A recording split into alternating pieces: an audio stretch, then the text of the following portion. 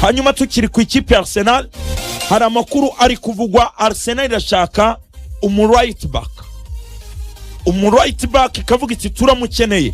Haravugwa Wan Bissaka w'ikipe ya West Ham United, haravugwa Raul Asensio kuva muri Real Madrid, Oscar Mingueza kuva muri Celta Vigo, hakavugwa witwa Giatruda umusore ikipe ya Leipzig umusore w'umuholandi, hakaza Tino Livramento Newcastle United, Wesley umunyabrazil ukina ikipe ya Roma, harimo Van der Son w'ikipe ya Monaco nawe ni umunyabrazil, hakazo bita Givairo Reed n'umusore ikipe ya Feyenoord, Ivan Fresneda wa Sporting CP ndetse n'uwitwa Jules Koundé wa Barcelona.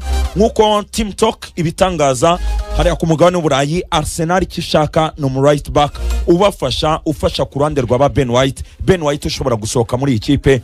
So coach, wowe iyi saga y'aba right back mu ikipe ya Arsenal ubona Arsenal right back yazana ninde, ese ko kiramukeneye? Ikintu cya mbere naheraho biraza guterwa na profile mu kintu bakeneye. Yego Arsenal ifite aba right back babiri beza. Yego yaba Ben White, ubundi Ben yari umu defense ava muri Brighton aza muri Arsenal. Yego uyu central defender ariko hageze ngo amenye kubyo nk'umuntu wari super nk'umuntu wari polivara ko yahakina. Agerageza kugitwara neza. Bijya bibaho ko umuntu ashobora guhindurirwa umwanya niyo ari mukuru. Kuko na Ramos yaje muri Real akina kuri nimero 2 ko yarageze mu central defender mwiza. So biraza guterwa na profile bakeneye. Nubyumva kano kanya mbe na mbere ntago ndayibona kwanza izo nkuru ntago ndazibona nk'inkuru remereye cyane. Kwera yuko aka kanya irebye Arsenal wakoza ngo ninde mustata kuri nimero 2. Nuwavuga ati mbere ntiyakicanga ngo azarisha Ben White kukaza umubiri wa Timbere ukuntu umeze. Yego na Mikel Arteta gutekereza kurekora Ben White kuko ni warekora Juliette Timbere kano kanya uwibona neza ko Juliette Timbere umuntu uri biscuit byaba ari imibare itari myiza. Aho byabiri ikibazo ni Ben wakubwira ngo ngewe ndashaka umwanya wo gukina, aho ngaho niho bitabibera ikibazo cyo kuvuga ngo ntago nibize kuza gupushinga umukinyi ndifuza kumugumana ariko ntago nibize kuza kumupushinga ngo agume in case byakwa bijya bibaho. Buriya na Pep ntago yashakaga ko n'umwana wa Chelsea witwa Cole Palmer agenda, ariko nyine umwana abwira ati uko nibona ndi kwibona nk'umukinyi ushaka ugomba kuba ndi ko umwanya wo gukina. Ntago Ben ari umukinyi wakamera kurishwa benshi na Tijani na Julian Timber na Timber uko uko bihagaze. So bitabikwereka ko position atuma Arsenal ifuza umukinyi ishingiye ku cyifuzo cy'umugabo witwa Ben White muko yasohokamo. So beta bitanga iki rero, nimba nzi Juliette Timbere mfite uko ateye nkwiriye kuza umukinyi ukwiriye ko yambaye umwambaro w'umustata. Nkwiriye kuza umukinyi ugomba ko ari umuntu w'umucompetitor kugira ngo igenze abura Juliette Timbere nazisanga nagoye muri manga. Aho ngaho rero niwe ushakiye muri babakinyi tuvuga ngo yaba ari Tino Livramento, ese Tino yakemera kuza ahantu havuye Ben White ashaka gukina kuko attention Newcastle ni ikipe nini. Bende turwana kuri Arsenal mukatura na Bruno Guimaraes nawe yasabye yabwije Newcastle ko abwira ko yifuza kugenda kare kipe ashaka kujya muri Arsenal. Bango hari ibimenyetso bigaragaza ko nasha kuza muri Arsenal kuri 160. Byo birashoboka tuza kuza kuyibaho. So kuri Tino Livramento ukibaza ni njyayo ndakina none se ari ukujya gukina wenda kubanza match 10 muri match 38 muri Arsenal no ko Newcastle ngakina match zanjye zose shonza yaba ari iyi kikaba kimwe. Icya kabiri ni Jules Koundé turi kuvuga muri Barcelona. Jules Koundé tubigisha ukuri aka kanya n'umukinyi koko wasohoka muri Barcelona. Igisubizo cyaba yego kubera yuko wajyanye amafaranga Barcelona igaragaza nk'ikipe capable kuri umukinyi kwikeneye amafaranga. So overall amahitamo ari mu biganza bya Arsenal na Mikel Arteta yo kureba ngo ninde mwiza dukeneye in case koko twarekora Ben White, ariko tera nkashyamo kakano ko kuvuga ngo iyi nkuru ntago irambana inkuru iri danje. Ikigira inkuru ari kintu giteye ubwoba mbere na mbere cyo kwezi kwaziganiraho. Ben White ubundi Arsenal namukeneye. Ngema yansa Shubies ku mikino 28 mu myaka 2 ya Premier League azahava azagenda. Ku mikino 28 mu myaka 2 impamvu ngo ngiramukeneye no kubera ko nuwo bafite atari capable akoze 50 ku myaka 2.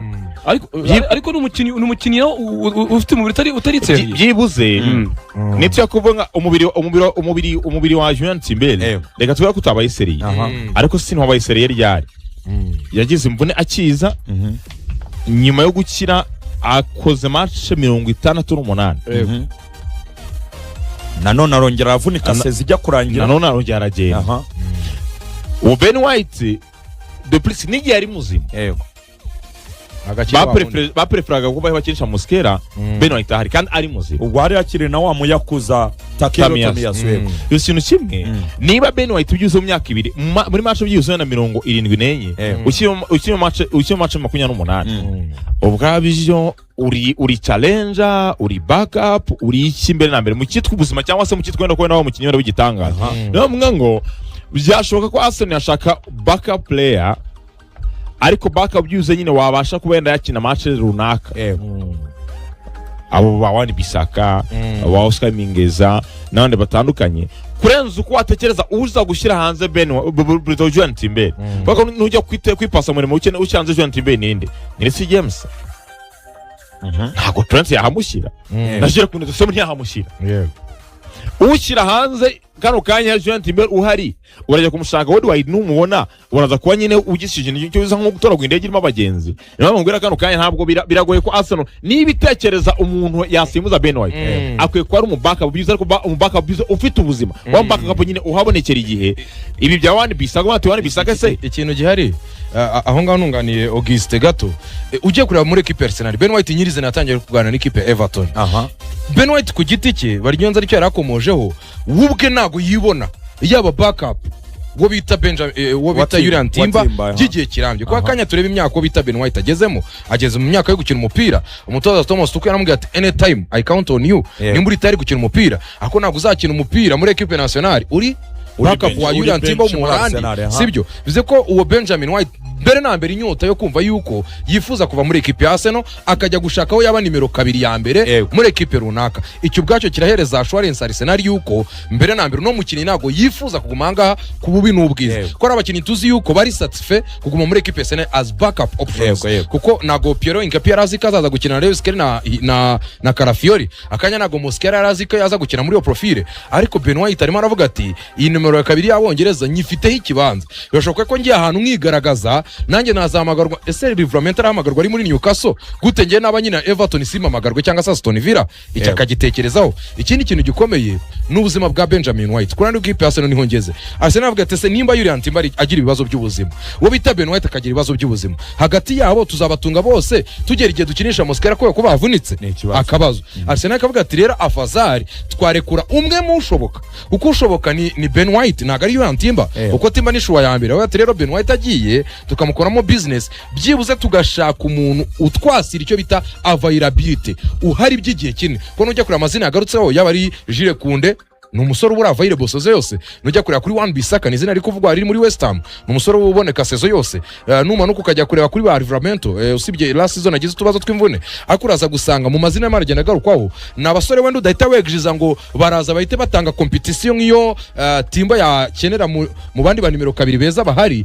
ariko nanone mu by'ukuri nitwirengagize ko Arsenal ari umwanya last season wari ugiye kubakuraho kubera ibura rya bano bagabo babiri bikatuma equipe Arsenal ya sacrifice umwe ari we Ben White ahubwo na mundi mukinnyi byaba byiza wenda ukiri muto wakurira kuri Julian Timber byibuza akabasha kuba yasunika sezo agenda mu era backup no muri ya mikino y'amakompetition ari imbere mu gihugu nka za Carabao na za FA Cup. Okay, so Ben White reno arimo aravugwa gusohoka mu ikipe Arsenal. Everton ni iri imbere mu makipe amwifuza ariko indi kipe ivugwa ni ikipe ya Crystal Palace nayo imwifuza.